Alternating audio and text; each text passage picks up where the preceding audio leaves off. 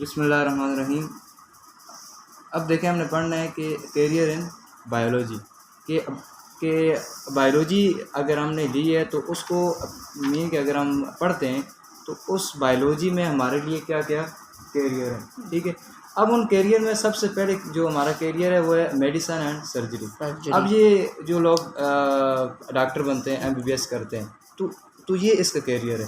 तो अब इसमें ये होता है कि ये जो फील्ड ऑफ मेडिसिन जो होती है ये diagnosis and treatment of human disease करती है। अब ये डायग्नोसिस क्या होता है? डायग्नोसिस ये कहते हैं तशखीस करने को, और ट्रीटमेंट ऑफ ह्यूमन डिजीज़ के ह्यूमन की डिजीज़ की ट्रीटमेंट करना, उनको ठीक करना जी। और डायग्नोसिस ये होती है कि बीमारी होने से पहले उसको ट्रीट कर देना, उसे हम डायग्नोसिस कहते हैं। ठीक है, तो ये तो थी मेडिसिन। उसके बाद आती है सर्जरी। तो सर्जरी में ये होता है कि ये जो डिफेक्टिव पार्ट्स होते हैं ना, जो तो उनको या तो रिमूव किया जाता है या उनको रिप्लेस किया जाता है और या उनको रिपेयर किया जाता है। इसमें सर्जरी में ये होता है। और ये मैंने आपको पहले बताया कि ये एमबीबीएस करते हैं। तो एमबीबीएस का मतलब है मीन के bachelor of medicine and bachelor of surgery. ठीक है, तो ये था मेडिसिन एंड सर्जरी का। उसके बाद आता है फिशरीज़ का। अब अगर एक बंदा बायोलॉजी पढ़ता है तो वो बायोलॉजी पढ़ के वो फिशरीज़ में भी जा सकता है। अब फिशरीज़ में होता क्या है? फिशरीज़ में फ़िश के मुताबिक होता है, और ये फ़िश के ये जो फ़िश की मीन के जो इनका लाइफ स्टॉक होता है, तो उसको ये इनकी प्रोडक्शन को ज़्यादा करने के लिए ये करते क्या हैं? तो ये देखें, इनकी न्यूट्रिशन रिक्वायरमेंट को स्टडी करते हैं, ये फ़िश की जेनेटिक्स को स्टडी करते हैं, और इनकी जो डिजीज़ वगैरह होती हैं तो इनको ये स्टडी करते हैं। ठीक है, और आगे लिखा हुआ है कि one can adopt this career after completing a bachelor और मास्टर डिग्री इन ज़ूलॉजी। ये ज़ूलॉजी में बीएस करके या एमएस करके उसके बाद कोई भी बंदा ये फिशरीज़ को अडॉप्ट कर सकता है। उसके बाद आती है एग्रीकल्चर है, ये हमारी ज़राअत के मुताबिक है। ठीक है, बायोलॉजी। तो इसमें ये होता है कि ये जो होते हैं एग्रीकल्चरिस्ट जो होते हैं वो क्रॉप्स और लाइफ स्टॉक के साथ इनका ताल्लुक़ होता है। अब देखें, ये जो क्रॉप्स वगैरह आपने देखा हो गई कि गंदम हो गई, मकई हो गई, तो ये जो चीज़ें हैं ये इसमें आ जाती हैं, ये क्रॉप्स में आ जाती हैं। और आगे कह रहे हैं कि पाकिस्तान में बहुत सी डिफरेंट मीन के एग्रीकल्चर यूनिवर्सिटीज़ हैं कि जहाँ पे ये एग्रीकल्चर के प्रोफेशनल कोर्सेज करवाए जाते हैं। और एग्रीकल्चरिस्ट जो होता है वो एग्रीकल्चर डिपार्टमेंट में भी काम कर सकता है, वो वेटरनरी में भी काम कर सकता है। ये आपने सुना होगा कि जो कहते हैं जानवरों का डॉक्टर है, ये ऐसे कहते हैं। ठीक है, और ये फार्मास्यूटिकल इंडस्ट्रीज़ में भी काम कर सकता है, ये जो ड्रग्स वगैरह के होती हैं, और फूड इंडस्ट्रीज में भी काम कर सकता है, और फार्मिंग में ये जो हमारी खेती बाड़ी होती है, और एग्रीकल्चरल बैंक्स जो होते हैं तो उनमें भी ये काम कर सकता है। अब इनके साथ ये इन्होंने साथ में लिखा हुआ है कि साइंटिफिक टिप्स ना, कि बायोलॉजी जो है इसको पढ़ने के साथ साथ बंदा अगर बायोलॉजी पढ़ता है तो इन फील्ड्स के अलावा ये communication skills, analysis of situation, critical thinking and self motivation, तो ये जो चार ये इन्होंने यहाँ पे बताई हुई हैं, तो ये हैं लाइफ स्किल्स हैं। ठीक है, अब ये जो कम्युनिकेशन स्किल्स है, तो ये कम्युनिकेशन स्किल क्या है कि मीन के ख़ुद को बात समझाना और दूसरे की बात सुनना, लेक्चर देना या किसी से बात करना, अगर एक महफिल लगी हुई हो तो उसमें आप कैसे बात करेंगे, तो ये सारी चीज़ें आती हैं कम्युनिकेशन स्किल्स में।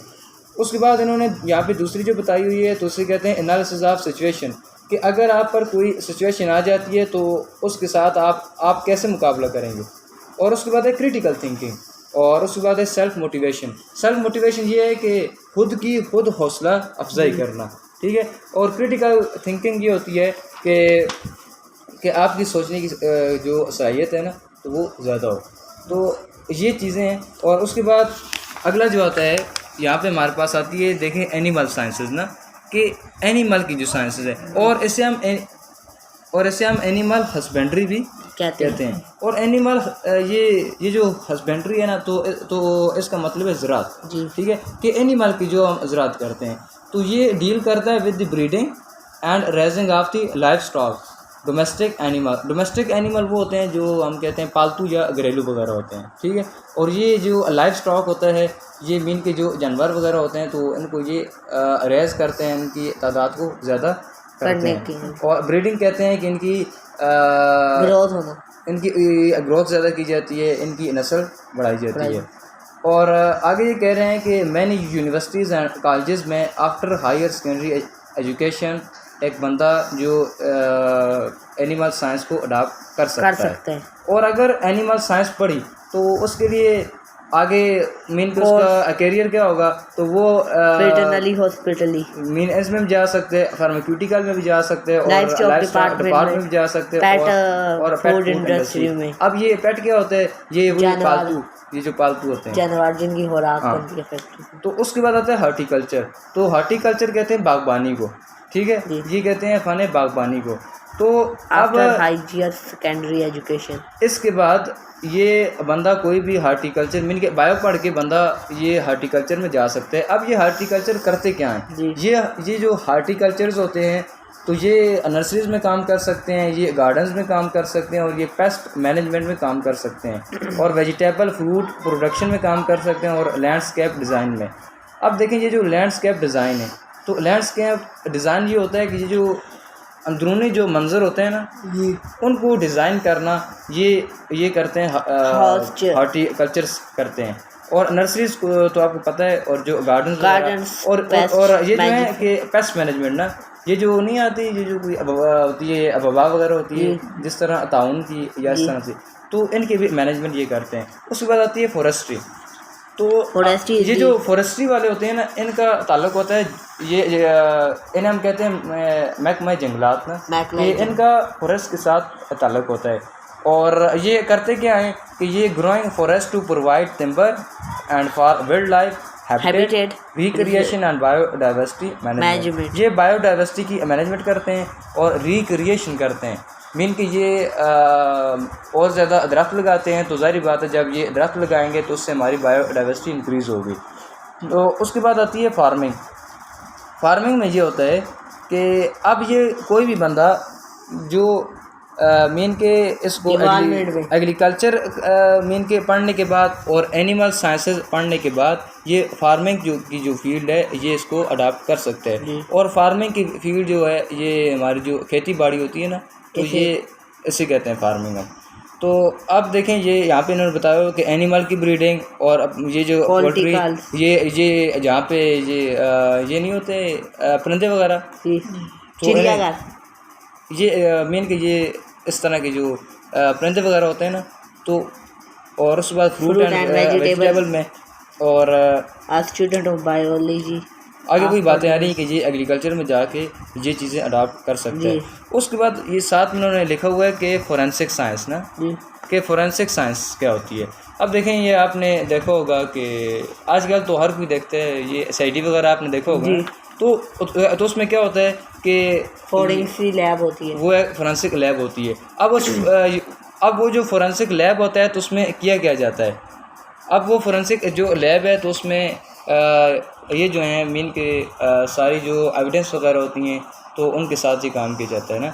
अब ये जो फोरेंसिक बायोलॉजिस्ट होते हैं ये पुलिस के जो डिपार्टमेंट होते हैं और अदर जो लॉ एनफोर्समेंट एजेंसीज होती हैं by using scientific method to discover and process evidence that can be used to detect criminals। कि ये क्रिमिनल्स को पकड़ने के लिए ये जो फोरेंसिक बायोलॉजिस्ट होते हैं ये पुलिस डिपार्ट और जो लॉ एनफोर्समेंट एजेंसीज होती हैं उनकी मदद करते हैं।